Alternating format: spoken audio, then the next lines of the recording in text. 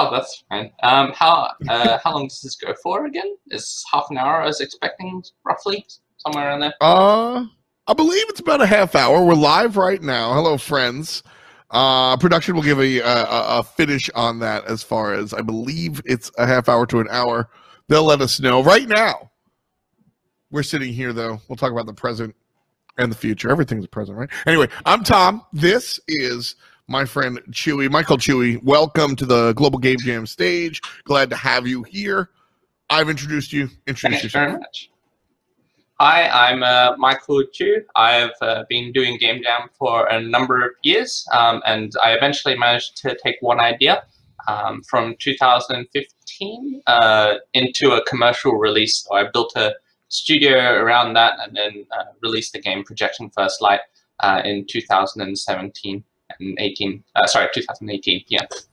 And you can check it out on Xbox, PlayStation, Switch, and Steam as well. But I think today I was just planning to talk a little bit about how that process went along and eventually came to a commercial release. But yeah, it's a glad lot to of be fun. here. Awesome, glad. I'm glad to have you. I'm glad to be here and talk a little bit about this. I do a lot of esports stuff, but I've worked at not a AAA studio, but not quite an indie studio. Hi-Res Studios down here in Atlanta. It's sort of in between. They make the game Smite. It's free to play and everything. And so like that idea of working in a game studio where there's still like a lot of passion, right? That's interesting. And that got me in the door. I started doing some design. I started going to like SiegeCon as like a local developer thing down here, GDC, obviously Global Game Jam. Like I've heard of it. I've got a lot of friends that kind of come into this world. And it's really... The world of development is obviously gigantic, and Global Game Jam is one little corner of, what we do here, but it's very different. What's your experience like? Talk to me a little bit about how Global Game Jam and your experiences differ from your experiences in other areas. Yeah, sure. So Global Game Jam for me is kind of where it kickstarted off a lot of game development because you start to realize just how much you're capable of doing in a short amount of time. And also, you start to develop the skills that you weren't aware that you had. And it was fantastic being able to just get my feet wet in that sort of area, try to make just a tiny prototype in the 48 hours. And from there, you hope that doing this a few times, you start to make something really cool. Compared to other areas of my life, besides going to the industry where you've got it depends which kind of industry you're in, whether it's AAA or an indie studio. Everyone runs it very differently, and I wouldn't treat Game Jam as a sort of baseline for what to expect in the industry at all. I think in a jam situation, it also has a much higher stress level in the sense that you've got to finish something right now, and it feels like it could be just 48 hours of crunch. Which is not really what you want in the industry. And then this is even more completely different to what I do during my day job. I work as a tax officer, which is completely different. And game designing is way more fun than that. I can't tell you how soul crushing it might otherwise be if I didn't have like the games on the side. But definitely things that you'd be looking out for in a game jam to be wary of is, besides the high stress, is making sure that you sleep, having a comfortable working environment.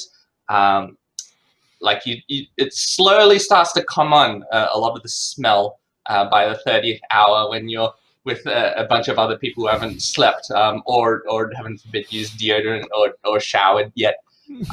So there's a lot of unoptimal conditions which you need to be able to interweave going through a game jam to be able to finally make whatever that product is. So there's a few differences, but I think in the end it's still worth navigating all of those to be able to make that final product and get something really cool out of it. Yeah, you were talking a little bit about your story to kind of spit off from something you did at Game Jam. That's kind of what it seems from the outside looking in. Like I've dabbled a little bit, but when it comes down to game design, there's an art to it, and then there's a business to it. In Game Jam, this is all the art side, right? You got like this is all the pure like passion and the ideas. So at a Game Jam like this, do we see more like esoteric, like out there ideas when it comes to the games, or is this more like something where we expect short formulaic approaches? Oh, I definitely hope it's the more esoteric one, because this is the time where you can really spit something out, right? I remember, I think it was Tim Schafer was talking about Amnesia Fortnite, where they're so used to working on the specific games that they have to take a 2-week break just to come up with brand new ideas. And to me, a game jam is just like that, a break away from, if you are in the industry already, a break away from whatever it is you're normally doing to try something else. Otherwise, if you just make the same thing, it feels like you haven't really learned anything from that. But you might get something super polished, which is possibly exactly what you want from that. But to me, it's always trying to come up with a unique mechanic or something that's kind of special.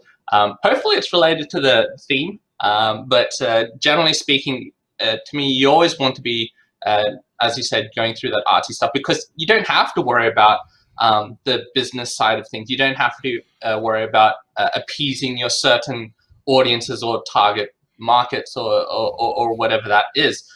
It's just straight up what you and your team really want to be making, and something that that you want to be able to show to the world as a result of this next 48 hours. And it's fine if it doesn't work, because this is a time for experimentation. For myself, leading up to projection, I was making a game a week, just little prototypes, unfinished little things. And I would be attending game jams as well, not just the global game jam, but whatever I could find, whatever local game jams were there. And it was after, a year of making somewhere around 60 games that you start to go, okay, maybe 2 of these are decent. And that's from the trial and error of just pumping out whatever it is, trying to have a bit of thought about what goes into them, but it's only by producing what is it, like 90% garbage that you'll eventually get to something that is potentially good. And that's why it's worth trying something different, definitely, in my opinion. Yeah, I always like the idea, looking at something like the game jam, like you said, you want to try new things. Also, like this stuff, when we talk about like people succeeding and having a bunch of failures in their wake, a lot of it, those failures, like, and failures in quotes, of course, but like some of the lessons that you learn in your success stories come from the stories that you did beforehand. So was there anything when you got Blowfish Studios kind of up and doing everything there, what from the Global Game Jam, if anything, your experiences here in this type of environment have translated to a more traditional, like, in-house environment there, if you will? Yep. So to clarify, Blowfish Studios is like a publisher to me. I did Shadow Play Studios, which is I'm the only one in that company. I've basically been contracting others, and Blowfish has been helping me out with that, as well as Sweaty Chair Studios. What has translated from the game jam to the commercial release and all of that? So I think definitely some work practices, like being able to communicate with your team is something that's important. I think, generally speaking, in a game jam situation, you don't want too big of a team. But I've had experiences with that. Like I think for like roughly 5 or more people, it's starting to get a bit bloated in a game jam setting. But for an indie studio, maybe not so much. Like maybe that's a little bit more what you'd expect, depending on your funding. Are you able to pay these people, of course, which you don't have to worry about. But once you get into that,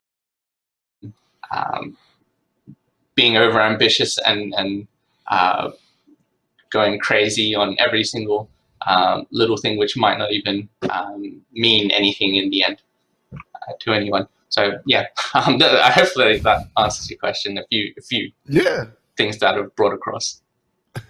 Yeah, for sure. I mean, when it comes down to, I think that's one of the things that perhaps some developers have issue with. I know a couple of my friends are so, let's say, close to the ground when it comes to the game work, like making the game and everything, that then sometimes like interfacing with publishing or the external features can be more of a challenge. Was there anything that you were, was there any like tips for people that are getting out there and like putting their game out there, interacting and interfacing with the other side of the development world? That's a good question. So there's all sorts of things that we're talking about interacting with, I guess. For me, I had a lot of help with Blowfish, but definitely to me, the first priority is just get your game out there. Once you get your game out, then you can start working on things. The second thing, and this was advice given to me, was you want to get your game out there, and it doesn't matter so much if there's bugs. You want to be able to update that. It's up to you as a studio how you feel about releasing a game and then sending updates to it, because that's possible now. But I think when it comes to interacting with people outside, so you really have to, well, for me anyway, it was I had to really believe in the project that I was working on, and getting the support of everyone around you. See, the reason that I went with projection, as I said, after making like 60 games, and I go to a game jam and then I make this tiny little prototype, and then when I showed it to IGDA, which is International Game Developers Association in Sydney, was everyone that saw it, I just said, check out what's happening here, and I had my little character running up a shadow. And then everyone was like, whoa, that's really cool. And then everyone suddenly wanted to be working on it. So having that, it makes, not only it sort of gives you your own feeling of empowerment and a sense of that what you're doing is the right thing.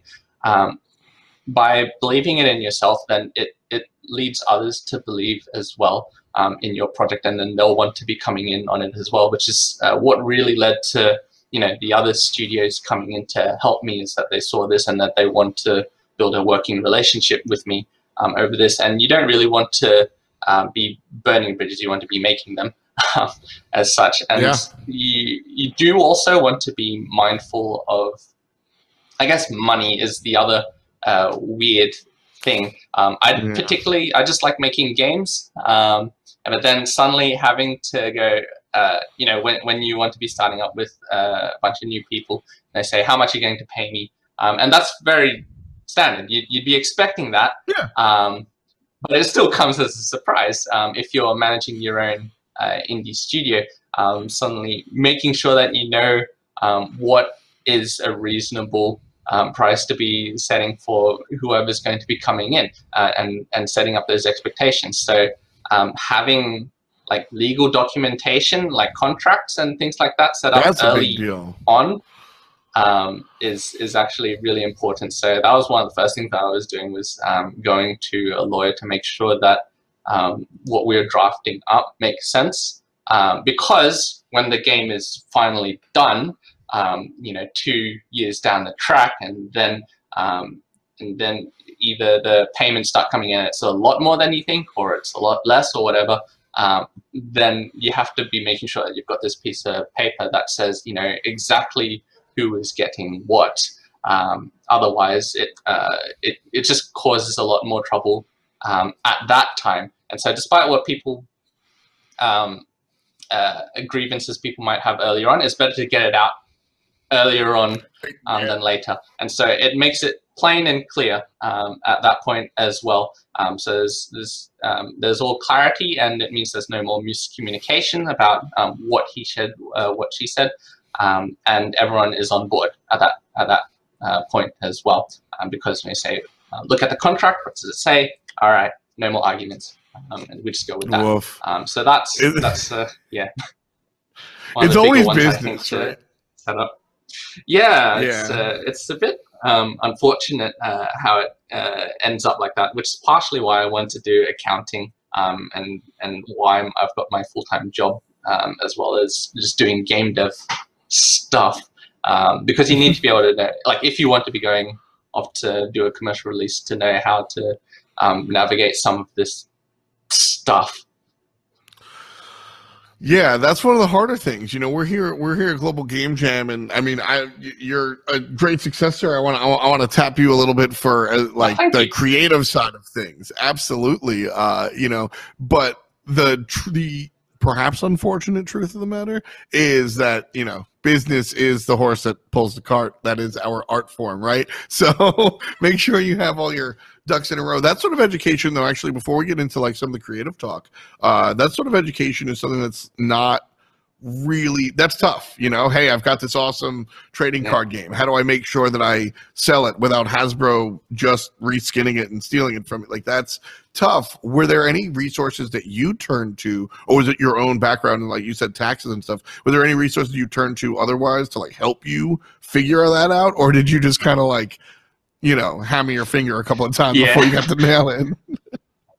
Yeah, I think in a sense we were sort of lucky. We in my game we're delving into different cultures of different places. So my game's about shadow puppetry, and it was drawing on shadow puppet stories from China, Turkey, and Indonesia, and a little bit of England as well. And so they're drawing on epics from there. So there's the Ramayana and Journey to the West is one a lot of people know, and Karagoz and Hasbat. These are all things that are culturally significant to those specific areas, and their stories that are told over and over. And so one of the things you want to be making sure that, for us anyway, that we didn't want to do was accidentally step on the wrong feet or overstep boundaries and offend anyone, and make sure that we're doing an accurate portrayal, or even if it's not quite accurate, that it's not in any way disparaging. And so for that, it was just a lot of research. You know, we'd like, in my prototype jam, I had like a boss character, and I just looked on Google for some Y and Kulin, and then just found a little character that looked kind of scary, and then just drew him in as a giant boss. And it turns out he's like a fancy general in the army. I was like, oh god. So it's like, okay, we've got to take that out, and then we just redraw the art completely, and it was just based on our own sort of feelings, and luckily so far nothing has happened legally, but it was just being aware of that, and also doing some research to make sure that what content that you put in isn't going to be it isn't going to be offensive, or isn't going to cause you trouble later down the track. So making sure that you're working within your boundaries, and to find out what some of those boundaries are. A lot of it was just from our own sort of judgment. When it comes to legal stuff about big companies, we feel like that we're too small for anyone to really care about the tiny things that we do. Like we haven't made any money off this thing yet. If someone was to try and sue us, we'd not really be able to give you anything out of it. And it was just, we're just trying to make something from the passion of our own hearts. But it was more, rather than the whole accounting thing was just to make sure that we're running a proper business, that because you have to do things like every year, you need to be able to lodge your in our area we have what's known as business activity statements. You have to have your financial reports and things like that, and you don't have to have that background knowledge to be able to make some of these. You can just go to an accountant if you feel like it, but it makes it more it makes it easier, because if you're going to start up your own company, you have to be aware of your finances. There are some rules that for me anyway, that we have to follow in Australia. Is you have to be aware of your finances. You're not allowed to trade whilst insolvent or things like that. And so generally speaking, a lot of people won't, I imagine, won't be running into that sort of trouble, but being aware of them makes it that much better for when I wanted to be able to do it myself. And it was like, okay, I feel like this is something I could do. I'm not sure I would have started up a business if I hadn't gone through some of the accounting. But don't let that stop you. If you don't, you don't have to get an accounting degree or anything to be able to get into this business. You just have to be really passionate about what you're doing, and then whatever whatever legal matters or things that could come as a problem, you'll deal with them as they come, and then you just learn and just move on. I mean, looking at something like First Light, you very clearly, like, you know, this is a passion project. It really. So my question here is, how much of it is top-down design, so to speak? Like, did you come to the table with the idea of the shadow and the puppets and the whole thing, and then go, okay, I guess we could do like a platform feature, or like organically just tell me the story of how you kind of created this idea and ran with it? Sure. So there was a game jam I went to. It was, the theme for that was So Close, and I had this idea that of using a light so that if you're holding a torch up to the screen, and then you could use the light to move it closer, further away, or around like this. And then if the whole world, the environment was made out of the shadows, then the shadows would move in different ways. If I brought it closer, the shadows would become bigger, and pull it away and it would become smaller. And so I thought there's an interesting mechanic around using that. I think to this point there's been a bunch of games which have done that. Contrast is probably the first one that I can sort of think of, and it was just a straight up a 3D platformer intermingled with 2D because of the shadows. And so for me, when I was making the game at that time, it sort of made a lot of sense to make a platformer. If I have a character, she doesn't change her shadow size, but the whole world around her, if you were able to control the light source at that time, then you can change the world around you so that you're able to navigate it a little bit better.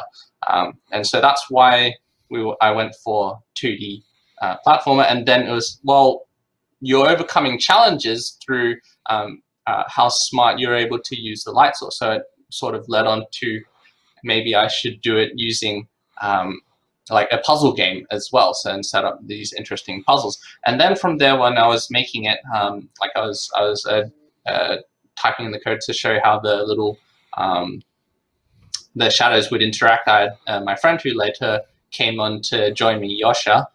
He joined me to do all the artwork on it, was suggesting that this would look really good as a shadow puppet situation, because I'm messing around with shadows. And it's like, well, what makes sense that the world is made out of shadows? And it kind of, everything sort of naturally leads onto the next. It makes sense why we have it like using shadow puppets, because using the main mechanic of a light source.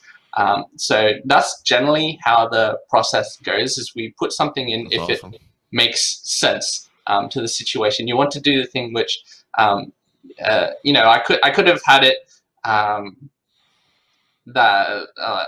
that your main character is a lion and you're traversing this esoteric world with all sorts of bits and bobs, but it doesn't make any sense at that time. You want to be doing things where the moment a person looks at it, they'll say, I get it. So we have the little character, when she turns, you can see she's flat, she's got little rods.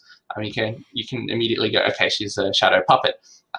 And it makes sense at that stage because it's in a shadow world. And so that's kind of how the design goes. So yes, we're making it up as we go along. So I didn't have a clear idea from the beginning of exactly what the whole thing was going to look like. It's all as we go, what makes sense for the next little bit. And that's how the stories came about as well. We go, okay, well, what kind of story should we go to? And then we went to a shadow puppeteer. It's a guy named Richard Bradshaw who does things for schools and shadow puppets for schools in Australia. And we visited him, and he suggested to us, you know, shadow puppetry moved from Malaysia, Indonesia, around to China, and then over to Turkey and Greece and all of that. And then that's how we started to figure out the stories and stuff. So it's very iterative on that aspect about how we logically take whatever the next step is going to be. And then eventually you finish a game. Yeah, and I'll just say, is that where you? So there's three major stories that you tell from across the world, right? You mentioned a couple of different spots. Was that? Yeah. Where did that narrative come from? Was that related to your time with the Shadow Puppet guy, or was that different altogether? Yeah. It was with the Shadow Puppet guy, Richard Bradshaw, because he had mentioned that these are the places that you want to be going to. Then that was like, what were the stories that were there at that time? And the reason we wanted it this way was because one of the main themes of our game was curiosity, like respect of culture, lost art, that sort of thing. So we want to put an ordinary character. So the main character is just an ordinary girl from an urban life. She's a shadow puppet as well, but she doesn't know that. And then as she goes into other shadow puppet areas, it's a bit like she's learning about these shadow puppet stories alongside with us. So she's got her own through line arc of learning to respect culture because she's run away from home over something really silly. And then coming to understand important features of how you should go about living your life. You can't just be ignorant of how you treat others. And so then she goes to like Journey to the West, and she meets this really cheeky monkey who just does whatever he pleases all the time. And then eventually he gets captured by Buddha, and then sort of start to understand why it's important not to do what you want and potentially mistreat others. And so we had those other stories as a sort of way of teaching her so that she can have her own character arc by the end of the story. So it's relatively simple on that front, but that's how we were deciding, we're going to use different stories from the different areas. And it was definitely from Richard Bradshaw that we came up with those other stories. That's awesome. I think that's obviously very different than a game jam, right? A game jam, you kind of want to have your blueprint, five friends, and your snacks lined up, ready to go. But when you're doing this, when you're doing other games, sort of like letting the game kind of tell itself here is kind of what it sounds like you were doing. You're just kind of following the art and where it led you. That's kind of fun. That's kind of interesting in and of itself. Yeah, by the end of the Game Jam project, all I had, I had the So Close one, but then in a global Game Jam was where I came up with the brand new mechanic, which is what actually ended up in the game, which is where you still move a little light source around, but it casts shadows from within the same plane. Anyway, it's a little bit hard to describe, but all I came up with by that stage was a level where my character was running around with this light source that was casting shadows which you could walk on, and that was I think all that was really needed to get people inspired about what could be made with this. So it's like a skeleton at that stage. There's no grand ideas about what fantastic Wyankullet puppetry or whatever stories we were going to do. It was only after that we've taken this seriously, visited a shadow puppeteer. It was a skeleton, and from there you could sort of see what it was going to become. Yeah, it's fun kind of watching things go from point A to point B. The Game Jam is where you kind of got that, like the seed, right? That started it. Did you come into the Game Jam with that? All right, guys, I have the mechanic. This is what we're gonna do. How much of the Game Jam was pre-planned and like you came and executed versus, all right, let's figure out what we want to do, guys? Like, where was that?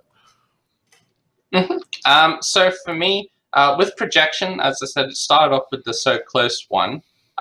And so that was just straight up, what could I do with So Close? Because a lot of people were making this thing about, oh, you're so close to the finish line, or things like that. So I was trying to come up with something a bit more interesting with that. And like beforehand, I had done things where I was, like in my home, I've got a relatively low ceiling in one of the rooms where the light is right there, and it's always fun whenever I pass it to just do things with the light. And then that's kind of where I came up with, it would be fun to make a game about shadows. And then so when the Game Jam came up, it was like, this is a perfect opportunity to try and make a game a bit like that. And then when it came to the global Game Jam and I came up with the mechanic, it was a bit interesting because sometimes I'm not even looking at the theme, like I am, but then there are times where I'm looking out the window And then I say, mirrors and windows would be a very good game jam idea, and then make something with that. And so it just comes from whatever, like a lot of it draws from everyday sort of experiences that I have in life. So it's just like knowing the world around you and how the world works. Isn't it fun to be able to try and twist something in an interesting way, give shadows physics, and that way you can you have something in there which you might be able to bring up at a later date. It's a bit like just having a little journal and just having a list of cool ideas, and then a game jam comes around and then you say, this one would work really well if I was to make a game about whatever the theme was asking for, and then just give it a shot. So it's not as though I have a pre-planned idea of what it is, but there is already a little bit of something floating around in my head when the game jam finally starts. And I find that happens. It's not always what happens when I'm going to game jams. It's always different, and to me, there's no correct way of going about things like the game jams. It's for everyone to discover for themselves. But there are, like, I do think there's good practices. You know, as I said, getting sleep. Sleep. Yes, and showering and all of that. But generally speaking, that's just meant to be common sense and taking care of yourself rather than work practices to come up with the best sort of design by the end of it. You know, so for myself, I try to finish a bit of a prototype for what it's going to be by the end of the first night, and then by the second day, I'm working on the artwork and things like that. But yeah, it's up to everyone else to try and come up with whatever it is. And I think there's no proper way of going about doing this. I try not to have an exact idea of what I want to be making before I go into a jam. I feel like that's not really in the spirit of it. Sure. But yeah, so that's like, try and do something new. Again, this is the time to be messing around and making mistakes and trying projects which you can fail. So like, because you might have this cool idea which you want to pitch, and then the whoever up there says, no, I'm not quite sure it'll work. But then if you have a prototype, if you have something playable that you've made in those 48 hours, that speaks 1,000 words. And then that's like within 5 seconds of seeing that, they can say, that's a cool idea. I want to be able to fund that or something like that. Yeah, it's much more valuable. Especially for something so Projection First Light is a really interesting game. If you haven't, if you haven't played it, give it a shot. It's on, all the relevant platforms, but it's difficult to explain the concept, like moving the light source so that you can bend the shadow down. And it's difficult to explain it, but when, like you said, you hand somebody I get it, easy, no problem. Do you find it that game jams are better to explore, harder to describe concepts like that because you can deliver something? Or is it better to stay safe and be like, so here's a platformer, you jump from point A to point B? Like, is it better to be safe or daring in these game jams? I think it's in line with what I've been saying before. It's always more valuable to be doing something a bit more daring. For me, I like to come up with interesting mechanics.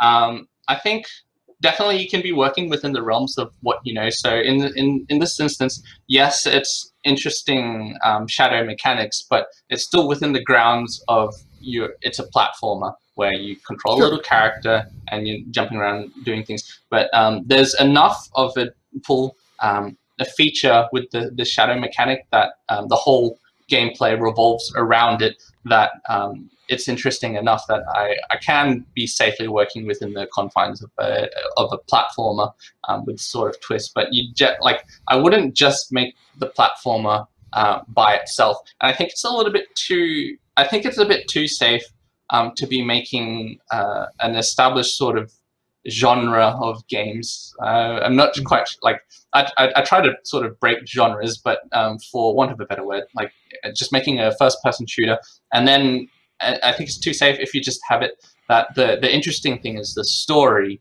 or the interesting thing is the like the artwork. Those sorts of things you can sort of develop in your own time. I think stories are meant to be very crafted and Sure. something that you put a lot of thought into.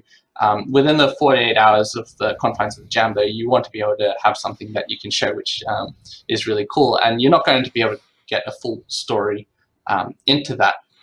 And the same sort of thing with the artwork. Yes, you can. I think you can make something the most beautiful thing ever, but it also has to play really well for people to really want to latch onto that as well. So I'm all for taking risks, and you can certainly be having, the most beautiful sort of artwork going into there, something that you haven't really done before, by all means.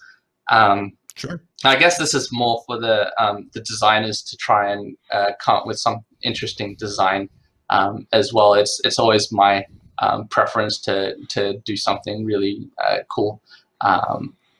Otherwise, again, I feel like I'm not learning anything. If I just make the same thing. I feel that, and one of the fun things that we do as designers in our game, right? Designers know that creativity, unlimited creativity, is sometimes not as exciting as limited creativity. Like if you take a sandbox and you give a player a bunch of rules, the player will naturally be more creative than if you just give them a sandbox, right? Because it forces you to think in different directions. So that's why we have our themes and such. This year, the theme is lost and found. So where would you be if you were game jamming this year for lost and found? Where's Chewy's brain going? Normally I would actually want to dedicate a bunch of time thinking about the theme. I would sit down for half an hour to an hour thinking through all sorts of things that I can go with lost and found. So like the first sort of thing you think of when you hear about that is like when you're in school and you say, oh, I lost my thing, and then here's the place that you can find it. I think that's going to be going through a lot of people's heads. So I'd want to try something a little bit different to that. Maybe there's a dynamic where you've got a lost person and a found person, or you could have someone who wants to be lost and then someone who wants to be found, or who wants to find that lost person, and then you can have an interesting situation where you've got one person running away, the other person chasing. So there's a whole, there's a game idea behind that. I'd be generally speaking, there's the model which I like to frame it around is the mechanics, dynamics, aesthetics. So there's interesting things about that. So mechanically, you've got that lost and found, but maybe we can have a lost or found sort of aesthetic. So this sense of being lost in a world, and then it could be an arcade thing when that you have that sense of dread of never being able to get out. I think that's really hard to recreate actually in a real game, because I think someone said this before, is that being lost in real life is just like the same as exploring in a game. So you never have that, if you're playing a game and if you're lost, it's no, you're not actually. You don't feel that sense of danger and dread that you would actually have if you were in an abandoned place. Right. Okay. But then we ask ourselves why. And the reason why is because when we're lost in real life, there's a finality there. If I really, if I get off the train in Poland and I don't know where I am or how to get to my hotel, I can't just hit the reset button. I can't Hearthstone back, right? Whereas in a game, so then we explore that. And now we talk about finality, and maybe you can't end the game session unless you go to your bonfire, if you will, right? That's where these conversations are fun. Yeah, so I think that's there's an interesting thing to try and recreate that experience where the player feels that they are actually in a lost area, they have that finality, as you were saying, that they're not just to the confines of it's just a game. It doesn't really matter so much if I die in this or whatever. If to be able to recreate that sort of experience, I think that would be sort of fun to have as a game idea. Maybe you could have a situation where everything is nice and normal, and then you get dropped in a place where everyone speaks a different language. Again, it's kind of hard to be able to go, okay, you get plonked into there, and it just feels like I'm exploring a brand new area again. So I think there's quite a bit of thought to be had in something like that. But yeah, there's a few ideas that would hopefully fit with that theme of lost and found. And that's if I was to do something mechanically or aesthetics, trying to make you feel that, or I guess dynamics. That would be the other one. Where you have that action of someone wanting to be lost and someone wanting to be found. That could create interesting scenarios where people come up with their own best strategies to try and find the other person in like a mansion or whatever it is. I do remember one idea where there was where it was 2 rounds. In 1 minute, the player had to hide themselves in a mansion, and then the next minute, the other person had to run around the mansion and try and find them within that 1 minute. And that was that in itself was a pretty fun idea, which would play perfectly into this theme. But anyway, if I was to come up with a specific theme, or a specific type of game, we'd be here for another half an hour and an hour. But that's kind of how my thought process goes when the moment I hear lost and found. The sorts of ideas that would be going in there, and I wouldn't want to just settle on the game idea. I'd want to be looking at something which I could do within the 48 hours, and which would be interesting just to look at when someone was to come up and play it. And yeah, I wouldn't come up with that within 5-10 minutes, unfortunately. No, not at all, for sure. It's fun to see like where your mind like goes, though, you know, like where we as creatives kind of go to first right away. I loved you. I love just your sort of like stream of consciousness. Like, okay, well, lost and found. Maybe I lost something. The way you walked through it was awesome, and I think it really goes to show how you came to put out something like First Light and do something like that. And with that in mind, I mean, thank you. Are there more things like on the horizon? Like I'm legitimately impressed with your body of work. Do you have more game dev stuff beyond, or where's do, and it's another game jam game. Nice. So nice. Earlier, I'd love to see it. I mentioned that there was a game jam where I was looking at the window. And then I thought, wouldn't it be cool to make a game? So in 2016, I made a game called Mirror Ritual, and it was about using mirrors in an interesting way. So 2 mirrors that display, and then what it appears in one, what one looks at will appear in the other. And I think there was an interesting thing around that. And so right now I'm in the middle of writing up the story because I think story is probably my weakest aspect, which I want to be sort of developing as I go along. You always, for me anyway, you always want to be getting better. I do know some people find that they've got their thing. They're a programmer. Don't ask them to do art at all. And I'd say that's fine. I like to try everything, because then once you know how everything connects, if you like, it's not just a story that could be written as a book or as a movie. You want to be having a story which utilizes gameplay. You know, we talk about, say, a dramatic arc. How as the story goes on, you want to be reaching climax, and say, well, you don't want to just up the stakes in terms of things in the context are ramping up, becoming more difficult. You want to have that happen mechanically.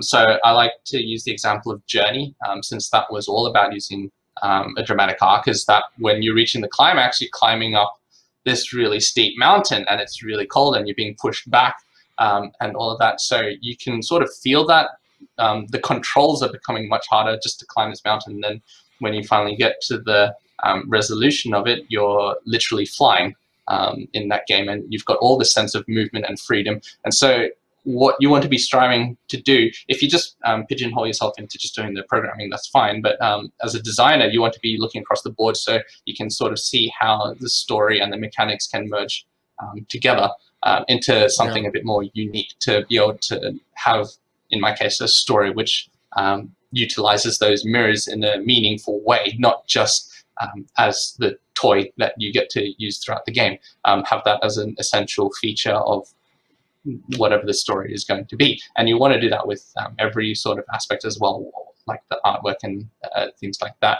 Make sure that they interrelate, because then it becomes much more fun for the player as well, that they go, oh, I can see that's connected somehow, and all of those sorts of things. And so, yes, I have a project that's in the works at the moment. I'm still working full-time outside of game development, so it's always a slow process, but it means it's a bit more stable, because like talking with my other friends who are full-time in the industry, especially if you're doing things like getting married or having a child, or other things in life which are just as important as games. Like they are important as well. Like having those other things in your life and working on the games, it's not always the most stable position, which is why I've opted for what I'm doing. Is it can be a bit more stable, but I do think in some eyes I'm a traitor now, because I was doing accounting instead of working full-time in game dev. But definitely, and it does mean that the game is going to be a lot slower in coming out, whereas a game that should be able to be finished in 1 year might be finished in like 3 years. And that's the cost that I'm going to pay, but it's worth it, I think, just in my opinion. So yes, other ideas on the horizon. Always keep making games. You never stop making games. That's the biggest thing. Yeah, and definitely doing game jams is a big push for that, because it's like, hey, I managed to make a thing. I'm in 48 hours. It's like, imagine what I can do in like 4 weeks or 4 months, or something like that. So definitely, just keep things going in the works. If you ever stop making games, then it's like, oh, that's when I think you've really died a little on the inside. But until that point, I don't expect it to be stopping making games anytime soon. Good. Very glad to hear it. Thank you so much, man. I really appreciate your time and you coming out here. Yeah, thank you very much, F. It was a lot of fun. I do like coming out to these sort of things and just talking about game dev, and sharing whatever experiences that I have, and hopefully other people share as well. Yeah, you can tell you're a real passionate dude. Like you said, continuing to do game design even next to the full-time job. Again, Projection, First Light, great game. It's on Steam. It's on all the stores you can get it. Michael Chewy, thank you so much. That's going to be it. We've got one more segment after the jump. We'll be right back with more Game Jam stuff after this. Thank you very much.